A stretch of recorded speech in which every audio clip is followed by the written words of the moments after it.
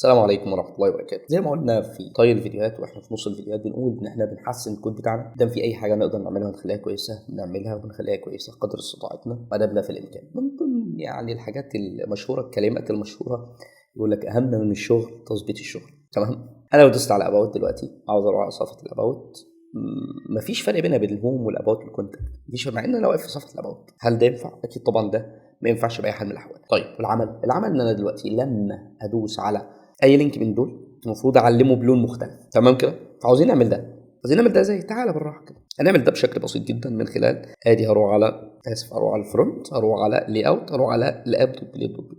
وادي عندي الناف بار. هعمل ايه في الناف بار؟ هعمل حاجه لطيفه جدا جدا. عاوز اعمل كلاس يبقى موجود هنا لو شرط معين اتحقق. لو انا في الصفحه الرئيسيه عاوز اقول له اعمل لي اكتف هنا، اعمل لي حط لي كلاس اكتف. لو انا في الصفحه بتاعه الاباوت هقول له حط لي كلاس اكتف على الاباوت. لو انا في الكونتاكت اقول له حط لي كلاس كونتاكت على الاباوت. فهاجي هنا اقول له اف. ركز معايا في اللي جاي.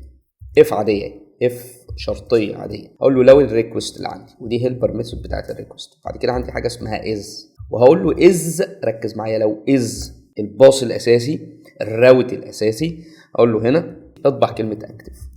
بعد كده نشوف بقى هل ليها حاجه ولا لا، ليها كلاس في السيم اللي معانا ده ولا لا. اند اف. بس كده. تمام؟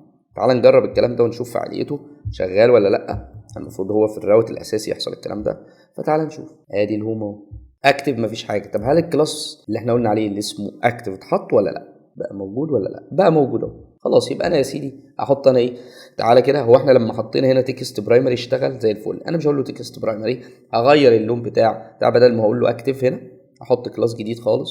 ادي ريكوست از، بدل ما اقول له تكست مثلا انفو، واشوف كده هل هياخد لون ولا لا. خد لونه انفو، خد لون مختلف شويه عن الداشبورد. سيب الداشبورد زي ما هي لوحدها، مفيش مشكله. تقدر انت تغيرها باي لون تاني عشان تبقى مميزه او تعمل لها ايكون. طب نعمل نفس الموضوع ده بقى على الاباوت وعلى مين وعلى الكونتاكت. فاروح واخد الكلام ده، اروح رايح للاباوت هنا اهو في الكلاس بتاعه اهو بالشكل ده، واروح رايح للكونتاكت برضو نفس القصه هنا ادي اللينك. وهاجي هنا اقول له بدل الراوت الاساسي اقول له لا انت عندك كونتاكت، وهنا بدل الراوت الاساسي هقول له اباوت. تعال نشوف.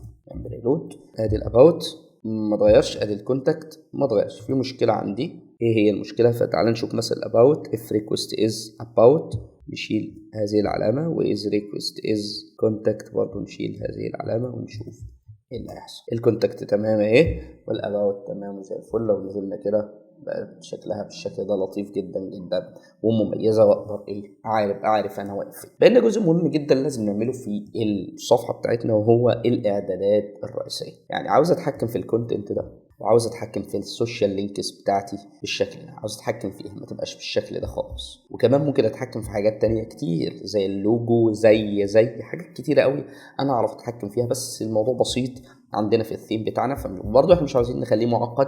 فاحنا هنتعامل معاه بشكل بسيط جدا وناخد حاجه جديده. يا اما هنطبق الفيو شير، يا اما هنطبق الاكسبليت كومبوننت علشان نقدر نهندل النقطه دي بشكل كويس. وممكن جدا، انا فعليا مش مرتب لها، بس انا ممكن ابند الكلام ده. ممكن نفعل جزئيه كاشنج ونتعامل مع الكاش بشكل كويس. هيبقى لطيف جدا جدا جدا ان شاء الله. اشوفك على خير في الفيديو القادم. السلام عليكم ورحمه الله وبركاته.